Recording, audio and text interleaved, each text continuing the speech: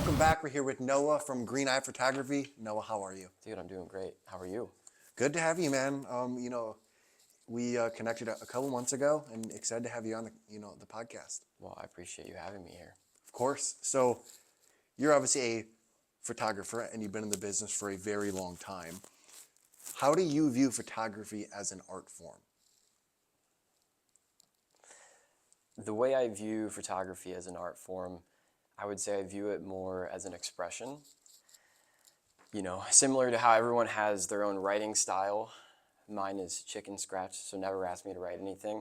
But I view photography as my way of expressing into the world. You know, I think a lot of people have their different ways of expressing.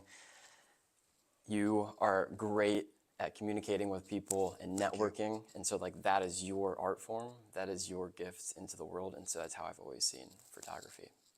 And is there anything that you really, when you're kind of looking at, like, at an art form, does your journey into photography kind of change your perspective on life?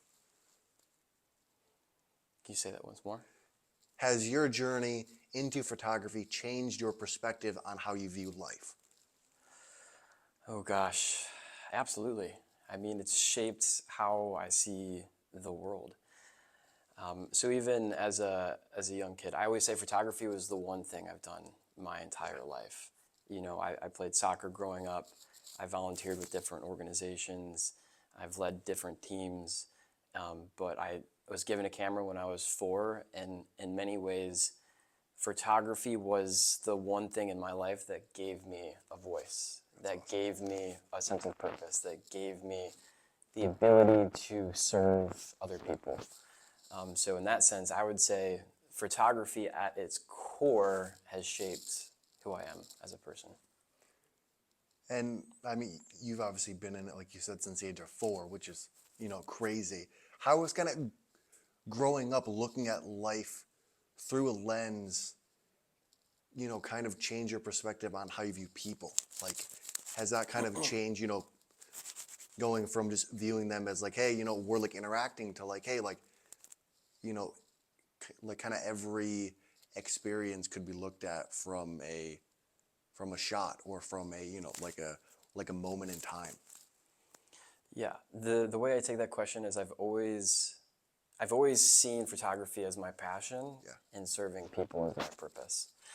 And so to be able to interact and create new relationships and facilitate new opportunities through photography, through my business, through the people I serve, it inevitably gives me a legitimate, different field of view regarding life. I'm able to be in different places that maybe other people don't get to experience, simply because I might be the photographer for said event, which honestly is the reason why we know each other, Easton, Yes. right? Is through the different events that either I've worked or volunteered at, that you've been at, and then through obviously mutual connections that brought us here. So yeah, I owe everything to that self-discovery through photography. And even if one isn't in photography, it's stepping into the things that we are in many ways naturally gifted at. And so I know sometimes it's like we have this like fear of like stepping into the things that we're good at, but I believe that you need to own those things.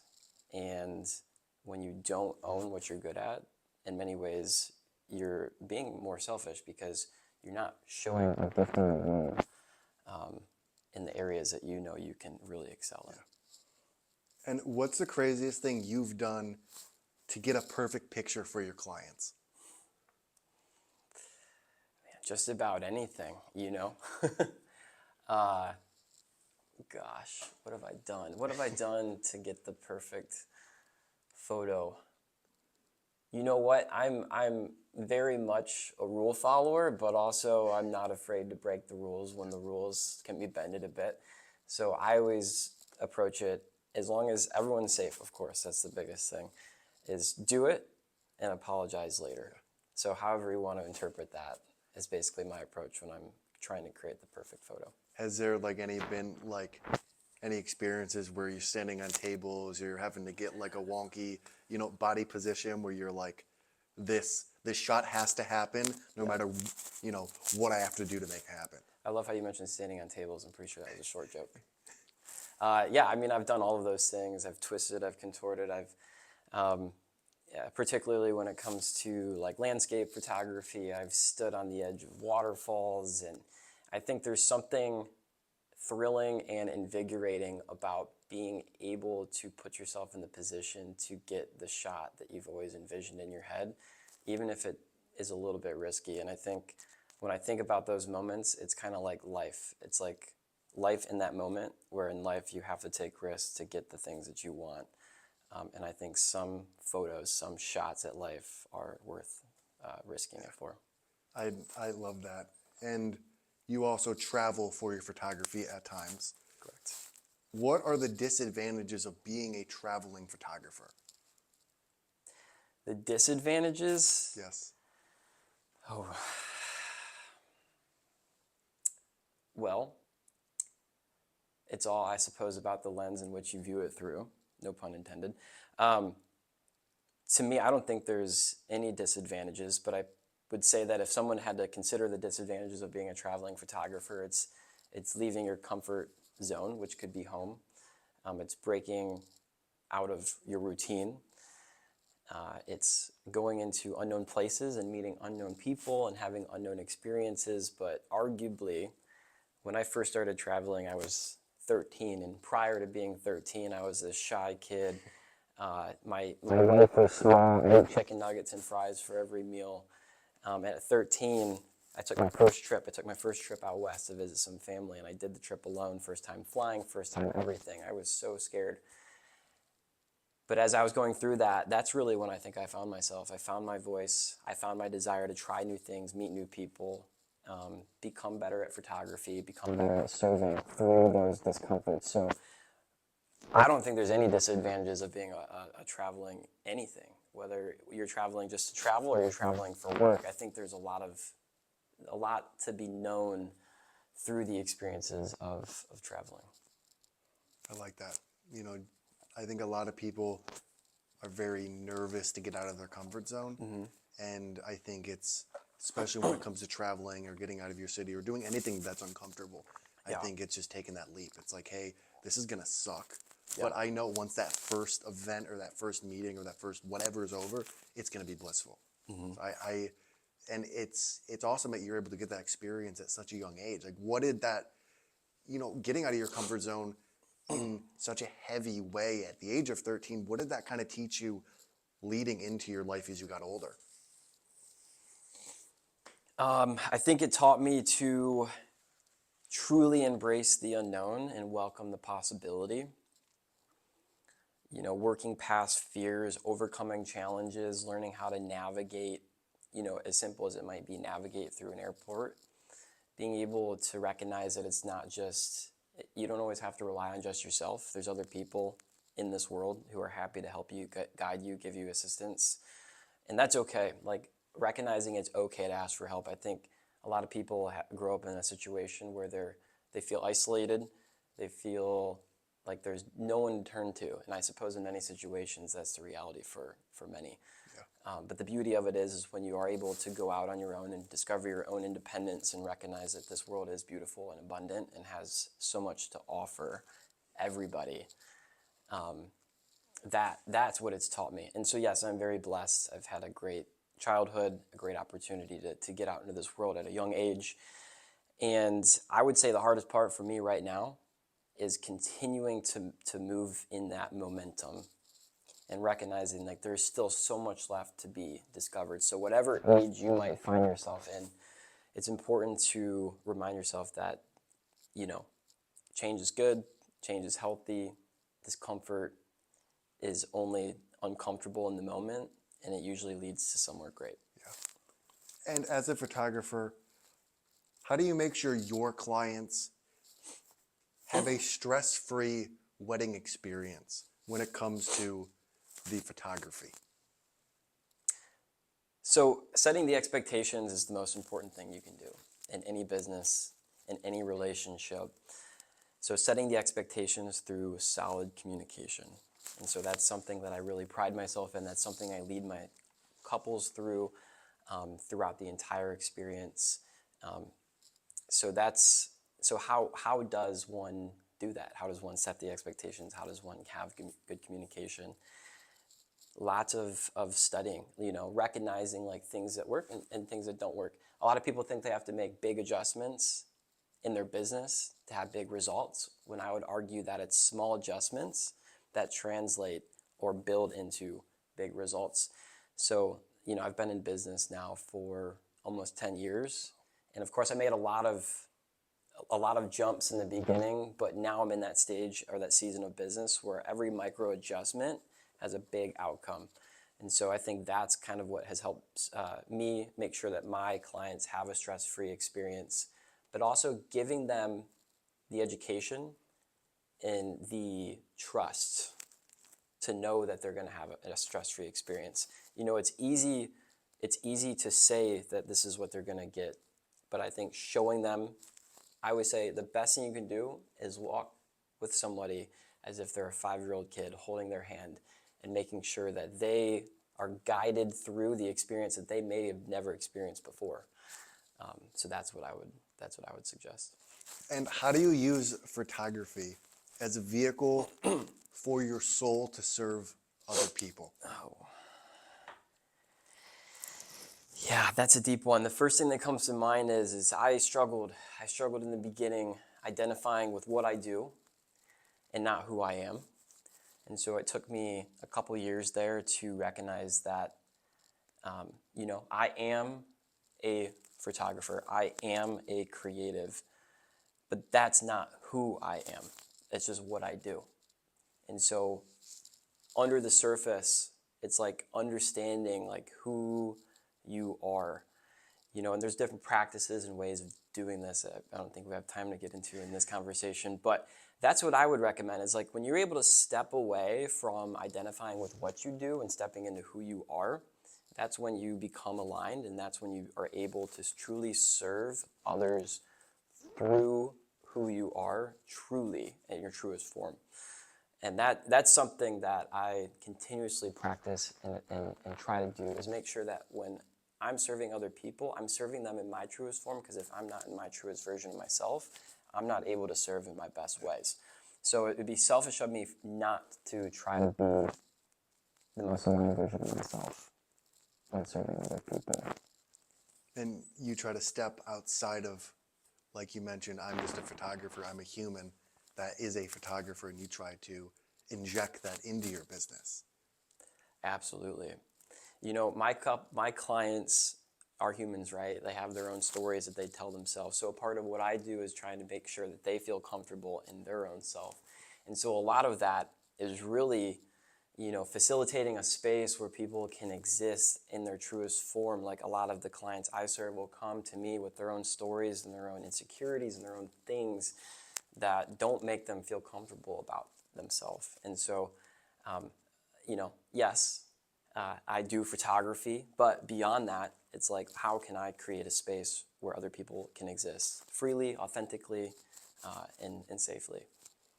And back in 2016 on Facebook, you said, take risks when you're young, because what do you have to lose? For someone out there that might want to be, they have that scare or they have that fear of wanting to jump and chase their dreams, what would one piece of advice be to that person? Start. Just do it. Some of my best life experiences have been because I said yes. I think about a trip I took a couple years ago, and a couple buddies messaged me like, hey, how do you feel about going to Japan? I said, that sounds wild. When? They're like, we leave in 2 weeks.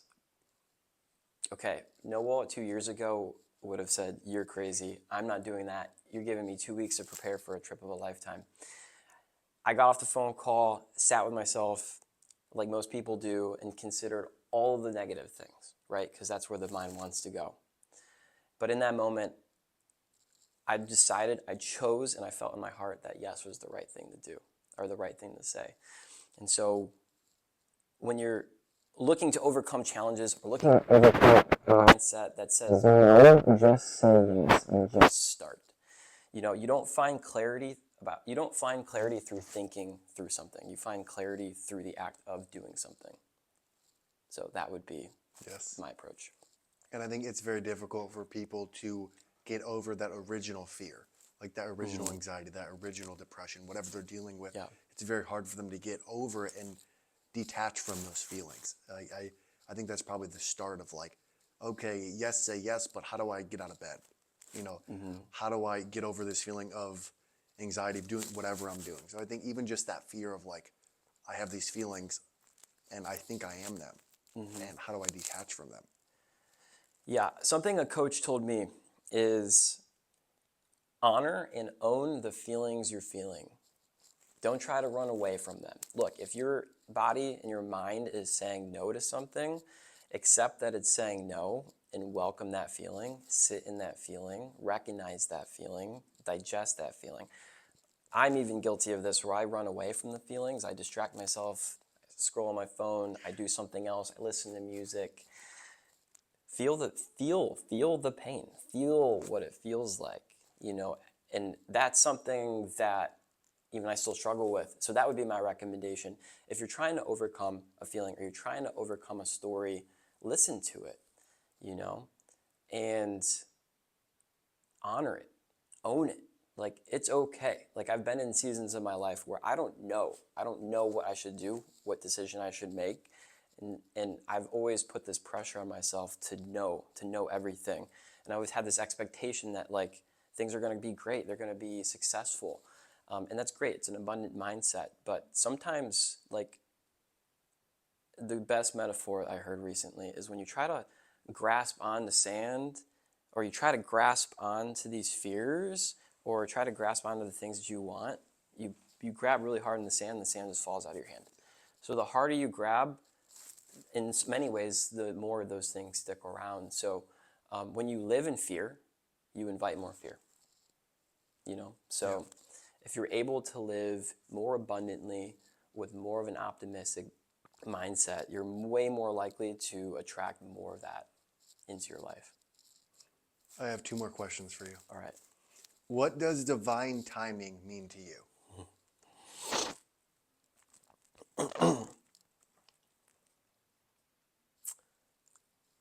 Divine timing is the belief, in my opinion, that we're exactly where we're supposed to be in this exact moment. You know, there's a lot of faith that's involved in that, right? Like, having the faith that like this moment is divine. You know, I know that you wanted to do this podcast 3 months ago when you originally asked, and it's happening now. And, you know, I would make the argument that for whatever reason, it didn't happen 3 months ago because it was supposed to happen today, you know? And so the way I interact with divine timing is like, okay, I recognize it exists because I can look back, I can see what things fell into place very divinely, almost as if there was a hand kind of like summoning all of those things to happen. So believing in that is important to me. You know, it falls into place of my faith. It is a sense of, it brings me a sense of peace and knowing that everything is exactly the way it's supposed to be. This is a bonus question off that answer. How can we have divine timing but free will at the same time?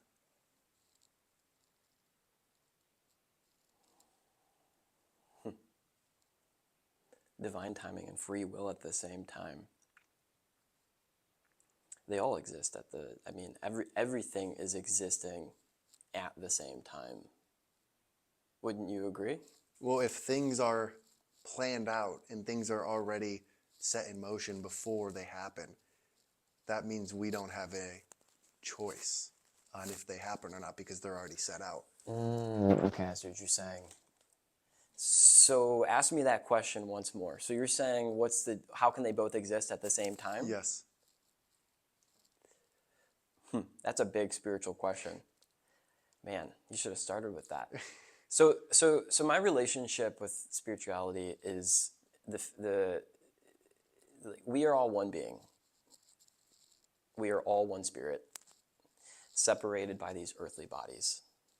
that we called this, but we're all universally connected.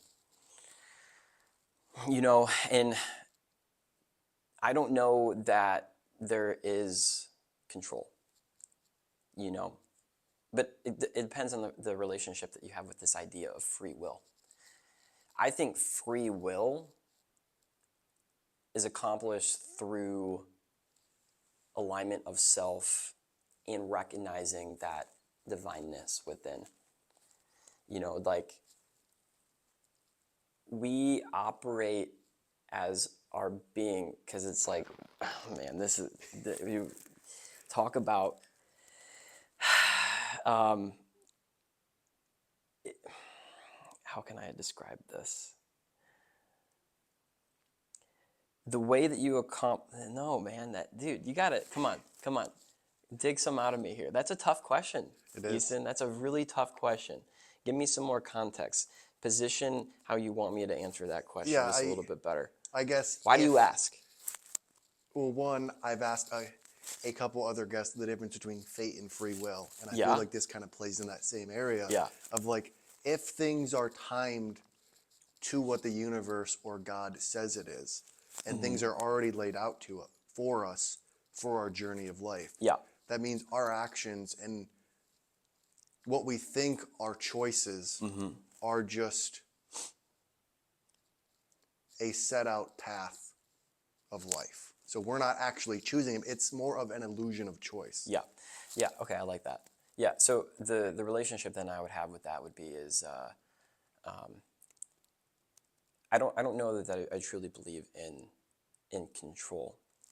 I think control welcomes in this sense of like ego and like having to be in control, you know. And I think when you operate out of true self is like when you surrender to your truest self. So it's like letting go of this false self, which is the ego, in this like mind that wants all of the control over every situation. Yes.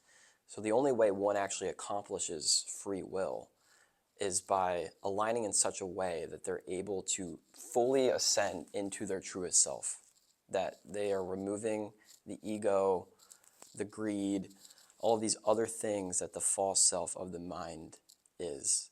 And that's tough, right? That is a journey. That's not something that happens overnight. That's something I'm still on, and why I'm struggling so hard to even talk about it, because that relationship is truly felt from within. But I would make the argument, so when one is self-aligned in their truest self, then they're able to act in their truest self in this universe that is divine, where they can actually then feel a sense of free will. It's fair. That's a good answer. I have one more question. Okay. If you could have dinner with two people, one person from the past and one person from the present, who would it be and why?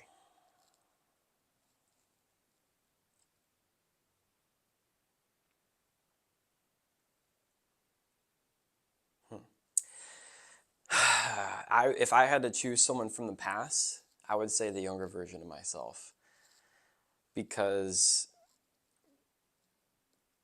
in the last couple of years of becoming who I'm becoming today, who I am today, I've had to step back and have these conversations with my younger self, which is difficult to do, right? Like to be able to treat, we're so hard on ourselves, right? You know, we want to become these amazing things and have an amazing family or whatever, have great success in our careers, and we put a lot of weight on ourselves to be able to accomplish that, and we oftentimes hurt ourselves either physically or mentally. And if you ever had the option to have dinner with your younger self, you know, how you treat your younger self is how you should treat yourself today. So that's why I would have a meal with my younger self. In the present, community is everything for me. It's hard to pick one person. I'm not going to pick one person. I'm so fueled and energized by the people in my life, and I love the opportunity just to facilitate and welcome and create spaces for other people to exist. So I couldn't just pick one person, but the type of room that would look like is welcoming, supportive, a room where people can be their truest self and exist in such a way that maybe they don't get the opportunity to in other places in the world. Those are my answers for Perfect. that. I love the younger self one. That's first one has ever said that. So that's very interesting. Noah, those are the questions I have. How can people find you? And what is one thing you want to leave people with?